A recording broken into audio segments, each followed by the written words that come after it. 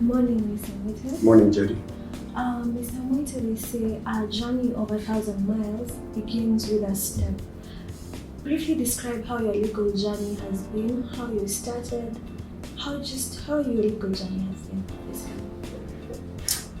Sometimes, and I'm sure I'm not the only one, sometimes it's very difficult for one to recollect in precise details what made one choose a particular profession. Because, during the days of the time that I was choosing to become a lawyer, there were very, very few lawyers in Kenya. Historically, and this is in the public domain, I'm sure most of you study this history, Africans were not permitted to study law during the colonial days in Kenya. So you will find that by the time we were coming to independence in 1963, there were hardly any African lawyers. The lawyers in colonial Kenya were Europeans and Asians. In fact, and this is perhaps a good starting point, the earliest exceptions to somehow have managed to study law were Charles Jonjo, and you can explain his case because he was a son of a chief, senior chief. The other one was Sam Waruhiu, who later became my partner, again, son of a colonial chief. So very few, B.M. Geshaga, Agwin Skothek, you could count them on your fingertips. Most of them had to go through South Africa before ending up in Britain to study law. So the point I'm making is by 1963, there were hardly any African lawyers. So a decision was taken by the independent Kenya government in 1963 to start the Kenya School of Law, to train Kenyan lawyers as quickly as possible. And the then principal of the Kenya School of Law, I think he was Mr. Davis, came for career talk in Thika High School, where I was a student. I was then in Form 4, and gave what I thought was a very passionate, appealing speech to me. And I think I immediately decided, no, I want to become a lawyer. I don't even want to do my A-levels. I want to go to the law school. And therefore, immediately after O-levels, and I remember having an argument with Lomas, who was then the headmaster at Thika High School, who wanted me to stay on for A-levels, but I was decided, and I went to the law school. I had a first division. I could have gone on for A-levels had I chosen to, and I have no regrets. I should mention that down the road, I read for a law degree of the University of London by distant study, principally to keep my wife company because she was a student at the medical school at the University of Nairobi. So that's how I started my career. I think the person who was charged with setting up the Kenya School of Law was Tom Boyer, by the way, because he was a minister for constitutional and legal affairs. It was next to Nairobi Hospital at that time. That's where the law school started. He came there. We had many distinguished visitors coming to give lectures, including Thurgood Marshall. And that's how it started. I finished the 5-year course. I started my practice immediately with Sam Waruhiu, who had resigned from being a deputy vice chancellor of the University of Nairobi, Faculty of Law. And that's it. That's how my career started. Point number two that I'd like to emphasize, because I saw this is one of the questions that you're asking. Right from the moment I studied law, I came to the profound conclusion, and lawyers are normally good students of history, not just in Kenya, but across the entire world. I came to this profound conclusion that the legal profession is strategically placed not just to earn fees and money for themselves, but to assist in steering the shape of the state. What I mean is that in any country, the rule of law is critical, is a pillar that holds a nation together. And it is the legal profession with the training to help the public to hold their government accountable in terms of rule of law. If you look at an analysis of the countries that have prospered, they've been based on the principle of the rule of law, respect for the Constitution, for constitutionalism, and that's how economic and social progress comes about. I hear some people arguing, no, look at places like China. It's a dictatorship, it's an economic giant right now. But if you study the history, those countries atrophy even in terms of their economic development. And I predict that China is going to atrophy. Why? For a very simple reason. That even where citizens become economically, socially secure, they then start yearning for personal liberties. You know, the middle class in China is the one that is going to drive changes in that country. They're economically empowered, they've got money in their pockets, they are now traveling across the entire country, say for this interruption of coronavirus, and they can see how other people live. No human being wants to be dictated to by the government about how to order their lives. So the liberty,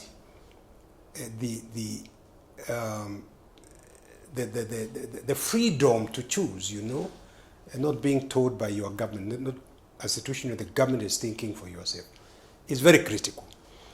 And I think the other observation I'd like to make is that where you've got this liberty, creativity, the human creativity is released, which is why you find that it is in countries that enjoy freedom that come up with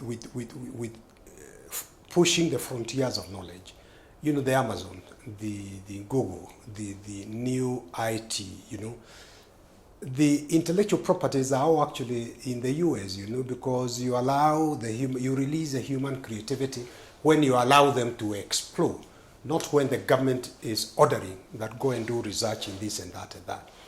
Russia is a good contrast because they may be very advanced in science in some respects, but they remain a primitive economy, very small economy, given the assets that they have. And China has sort of expanded its economy because they've actually allowed principles of free market economy to apply to the economy. All I'm saying is that there's going to be a meeting place between the demand for personal liberties and that economic development. But to come back to the point I'm making, is that first, it is the lawyers who gain most when they live in a country that is governed by the rule of law, that observe and obey constitutionalism, that respect the constitution, limited government, not everybody doing what they want to do, particularly those in power. And I think that is a sacred duty. And the lawyers earn very good living where a country is prosperous. Therefore, the reverse is true, that the people who first lose the opportunity to earn a living are lawyers. When you've got dictatorships, when you've got countries where the rule of law is not the order of the day. Now, let me make the third point, that at independence, unfortunately, we did not have democratic culture. The democratic culture, simplified, is where everybody, including those in power, including the president, including the ministers, including everybody, subscribe to constitutionalism. But you know, the colonial government was not democratic at all. It was very dictatorial. The rule of law was only for whites. Unfortunately, at independence, those who became our rulers at independence stepped into the shoes of the colonial masters, and they became the black masters. So the Constitution was a piece of paper. If you look through the history of the amendments we made to the Constitution, all in one direction, subjugating all institutions like the judiciary, like the civil service, like independent offices, to the presidency. We created an imperial presidency. Elections were a matter of being seen to be complying with the law. But that's how the party became, the government, unlimited government really. So the rule of law did not take root in this country. And the situation only became worse with the Second Republic of the departed President Moi. And after the attempted coup, of course, he went completely wild, insecure. That's when the Nyayo chamber tortures were started. So some of us who were then young lawyers said, no, this cannot be permitted to continue. Because if it goes on like this, we are going to end up like Uganda, armed revolt. Because if you do not make peaceful changes possible, then you make violent changes inevitable. So some of us sat together, and I'm now mentioning about the journey that you asked me about. We said, this, we cannot allow this to go on. We must hold this government accountable. We must restore the independence of the judiciary, the independence of independent offices like the Auditor General and many others, the Electoral Commission. We needed a new constitution because the 1963 constitution had been mutilated and created an imperial presidency. So we started agitating for a new constitution. Sometimes it's forgotten that it's not just the deletion of Section 2A of the old constitution to restore multipartyism. No, we were demanding a new constitution that would restore the balances and checks in this country. Of course, when Moi gave in, he gave in about Section 2A only, and not the new constitution. The structures of the imperial presidency still remain. And we thought we were, when I became chairman of the Law Society in 1990, then my council played a critical role. We reached out to the churches because we wanted independent voices. Because those days, you didn't talk, nobody talked. The government talked for you. I met some people who would crack jokes and tell me, look, we are very grateful to you people. Personal testimony for individuals, somebody telling me, I remember we were having drinks with friends and I took one too many and I mentioned the name of President Moi. Do you know, I immediately became sober because of the fear. And that was the state of the nation, really. And I'm very happy that despite the current attempts to reverse the clock, despite the very good progressive 2010 constitution that we have, I can see that it will never be possible to take this country back to where it was. No one, no president, the current one or a future one, you ever in Kenya be able to take this country back. Why? Because the contribution we made around 1990 released the energies of the Kenyan people. They are very empowered. Kenyan people are very empowered. Look at the television and you will find women in Lamu or in Homa Bay, any part of the country. Nobody has organized them. But they are no longer sort of mystified by the presidency. They are that, they are right. Haki yetu, haki yetu, haki. You see these demonstrations everywhere. So I know that that is a measure of the gigantic step that was taken. And by the way, the other achievement was around 1990, this social media wasn't there at all. And therefore, the government through KBC was able to control the thinking of the people because it was their own enemy. So not only was Section 2A repealed, but that's when they released the airwaves because we had suffered. The only way we could reach people in those days was through the Nairobi Law Monthly, through finance of Mheshimiwa Jeho Gatabaki. So the Kenya government was actually forced when they were repealing Section 2A, because that happily for us coincided with the collapse of the Berlin Wall. So all of a sudden, the foreign nations which were propping up dictatorships in Africa were free now to tell them to be democratic. And that helped a lot. That Smith Hempstone was just ideal, and we combined with foreign pressure.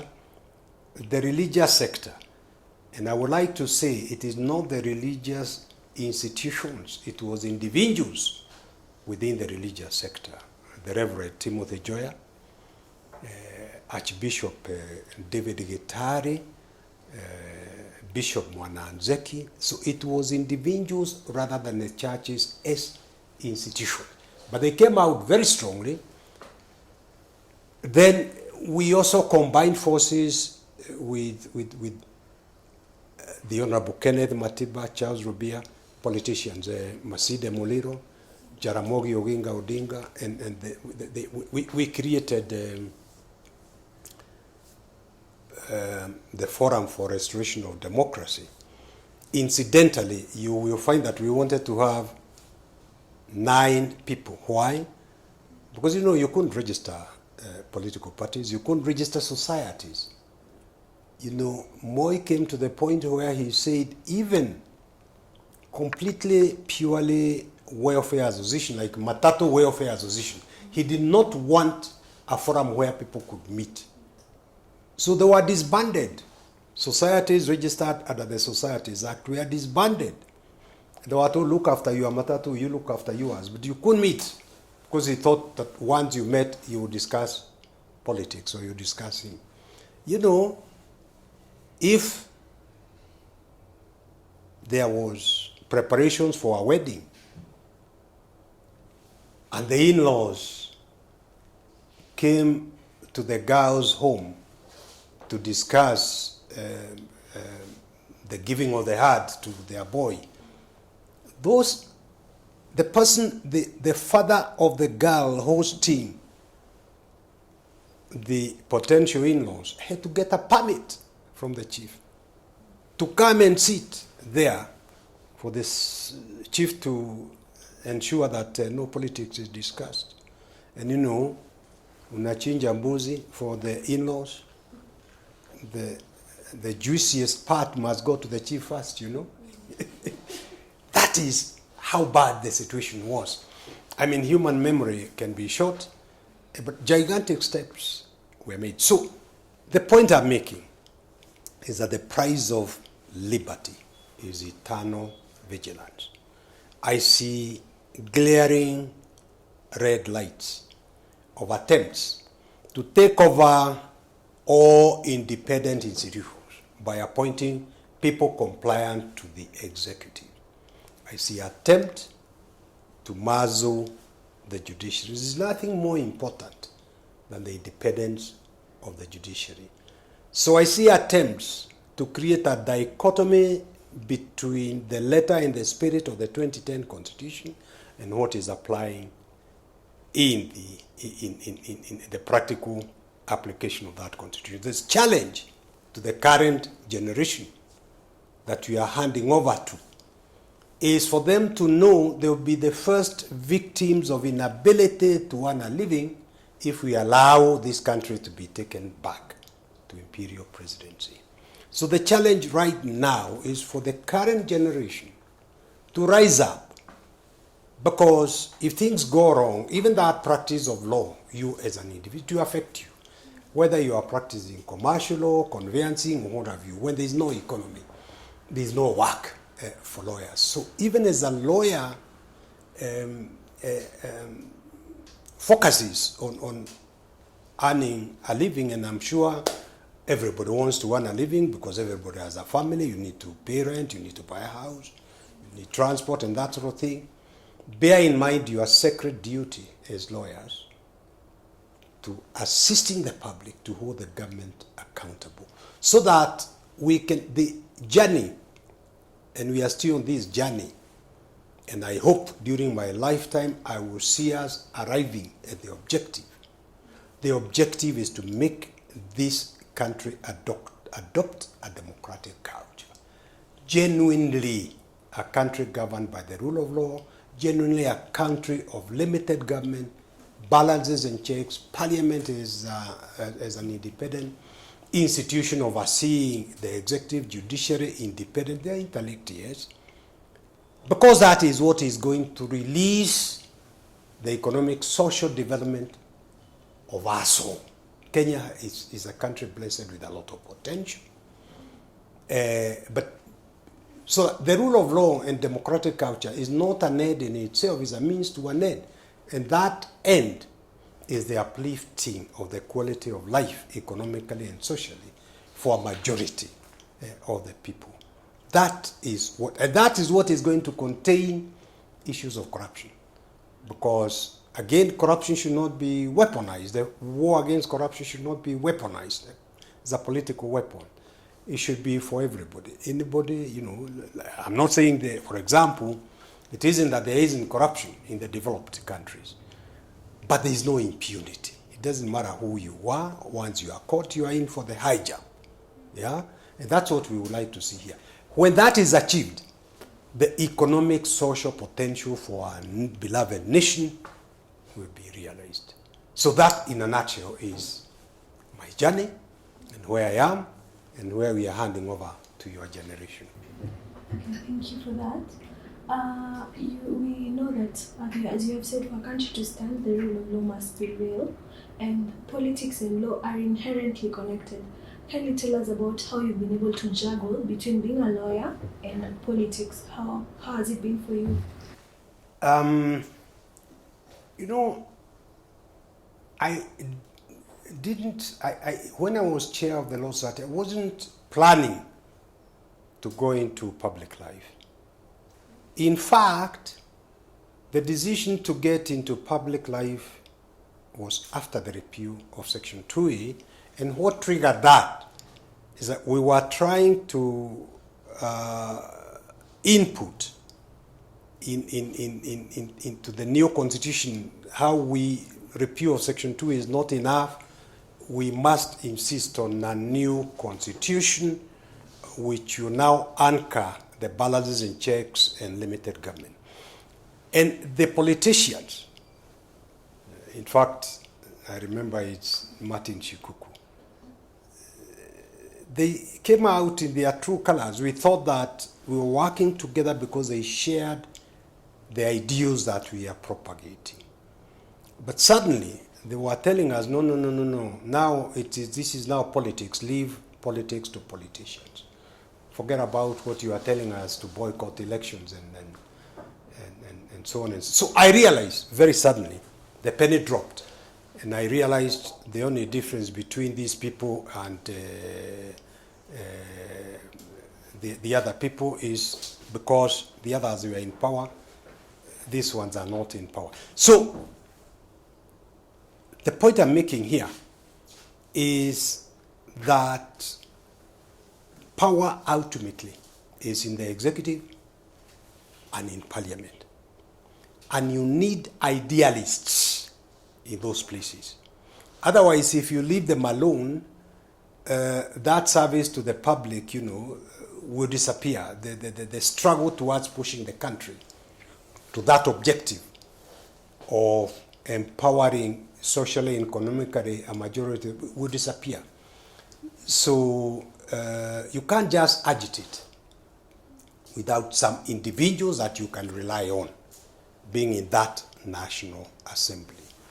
It's not easy. I mean, when I went into national life, how I juggled is I reduced completely my practice. I only took on very, very few cases because you can't effectively do both.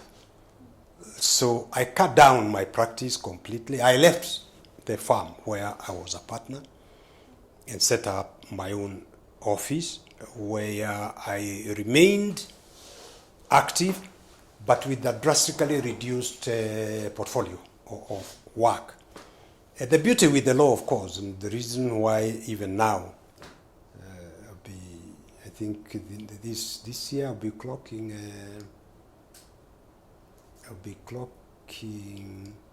50 years of practice. But the beauty when you contrast law and politics, politicians generally tend to speak first and think afterwards, after they have spoken. But in law, why I enjoy it even today is that if you are going to appear before a judge, you must sit down and prepare. You must read the evidence, you must read the law. And what I discovered along my journey is that mental work is to the mind, to the brain, what physical exercise is to the body. If you are just talking in politics and you are not being forced to exercise your brain, then the brain goes to rest.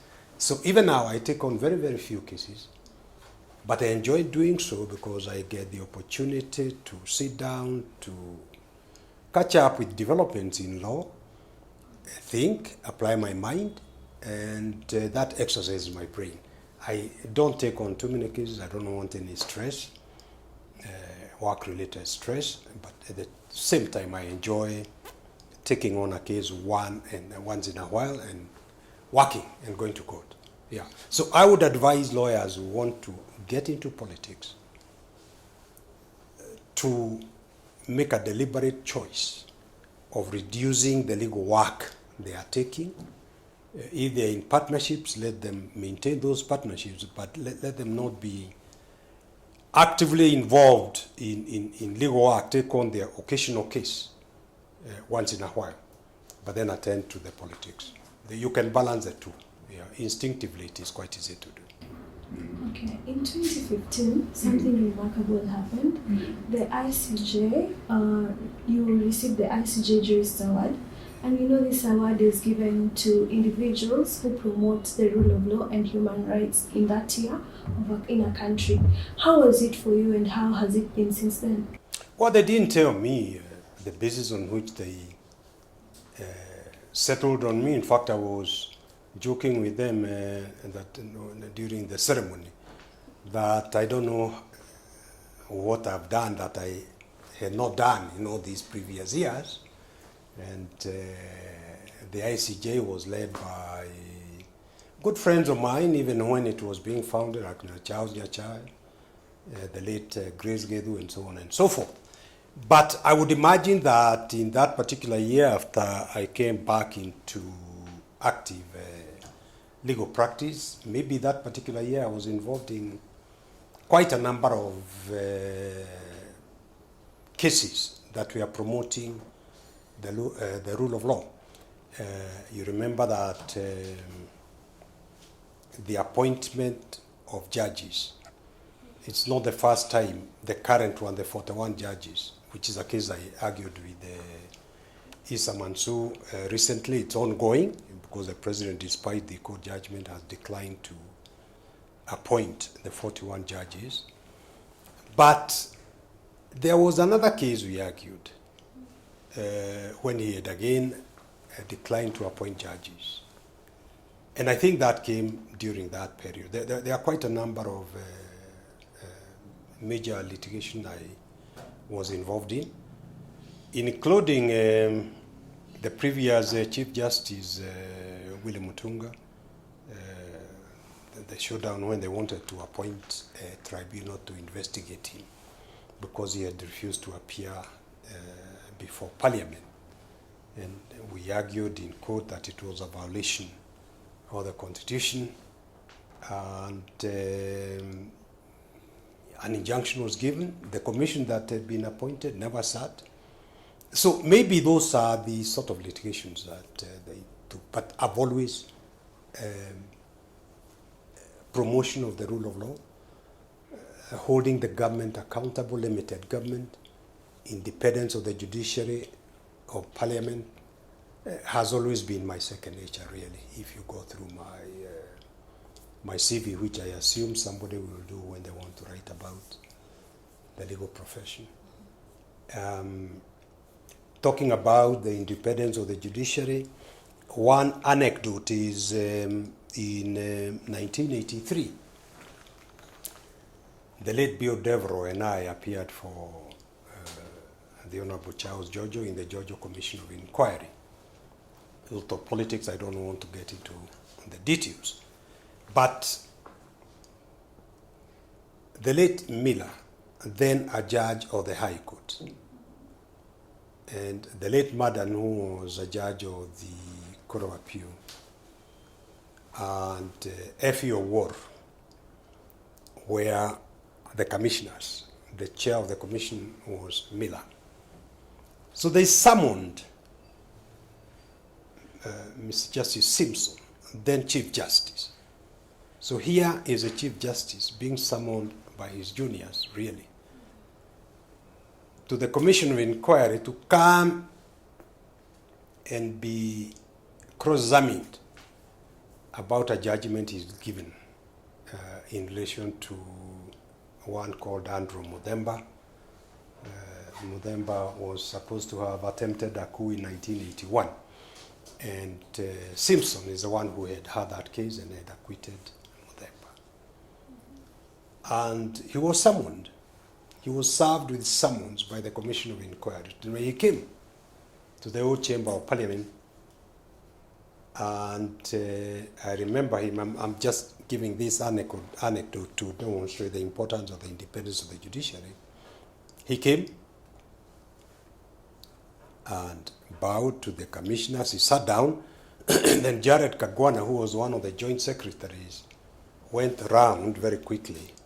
The commission was seated at the head of the old chamber there. The Simpson is there. We are here. Lee Mudhoga, counsel for the commission, was there.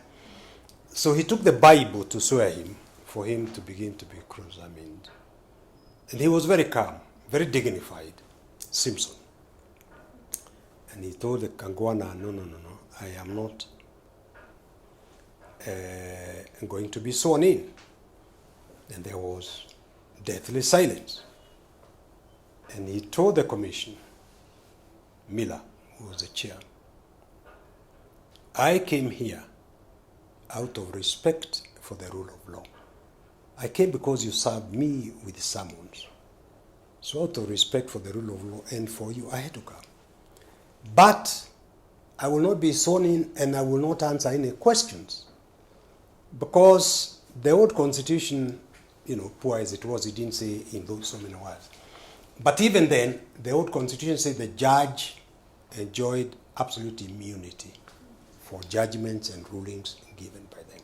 So he read that old constitution about the independence of the judge, the decisional independence of the judge. He read the Judicature Act, he read the Evidence Act, how the judge cannot be questioned. So it is for those reasons, I will not take the oath, I will not be sworn in, I will not answer any questions about a judgment I gave. And I thought that was a very good demonstration of the application of the doctrine of the independence of the judiciary and the judges. those are the ideals that continue to motivate me, and it's what I hope that this generation will now take over. So what are some of the challenges you faced in this profession? The government machinery, once you take firm positions, the government has got machinery to be very personal. So that element of risk cannot be minimized, and you must be prepared. You must be prepared to be targeted by the government. But I think there is strength in numbers, so that you don't leave one individual, the chair of the Nairobi branch, the chair of the national branch, the president. You mobilize. The strength is in numbers. Plus, of course, once you become notorious, they can continue victimizing you. Like, we lost all the briefs you used to have working for parastatals, the government, because I was deemed anti-government. So those things will come. But what is the alternative? If you keep quiet because of fear, because you must have courage to do this thing. If you keep quiet because of fear, the economy will still be destroyed. You still become unable to earn a decent living because of the economic situation. So those challenges will always be there. Plus, when the judiciary really gets destroyed, then the practice is not worthwhile, because eventually, like, the real reason why the judges had to be vetted, because of the corruption in the judiciary. And I was in Parliament when we were having bombers in the earlier bombers of 2005. And I can tell you, I noticed something very profound, because I was chairing the committee on the Constitution implementation, parliamentary committee on the implementation of the Constitution.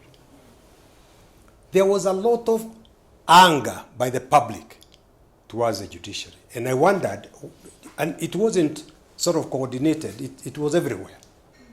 Everywhere, the various committees that we are collecting public views, there was a lot of anger against the judiciary. And they wanted all the judges to go home and to reapply to be appointed. So I took a little interest as to why there was such anger against the judiciary, not against Parliament, not against the executive. And from my discussions with the commissioners who went round with the people, it became clear to me that the public has a lot of expectation on the part of the judiciary as regards the individuals, members of the public, getting justice, so that they don't have a lot of expectation with the elected leaders. They know they will be shortchanged.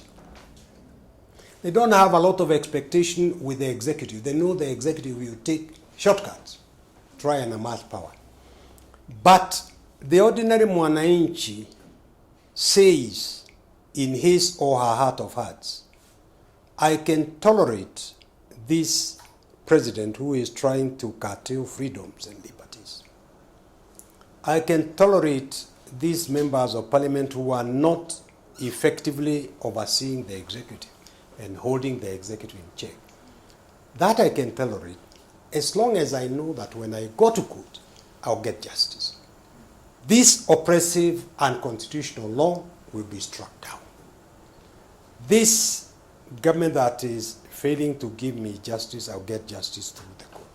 The minute that the mwananchi knows, Wanjiku knows that this judiciary is also corrupt, is also not independent, is also just a vehicle in the hands of the executive and politician, then his hope is dashed. There's nowhere to turn to other than the mafia, other than Mungiki, to get justice for any wrongs committed to you. So that was the bitterness about the judiciary. So again, the judiciary is the institution that holds a nation together, even when there are shortcomings on the part of the executive and the executive. So it is so critical to have a judiciary that is independent, that is competent. The members are recruited from amongst the best of us. And right now, I think they need to improve on the independence they have by charging, the independence is meaningless unless one is financially independent.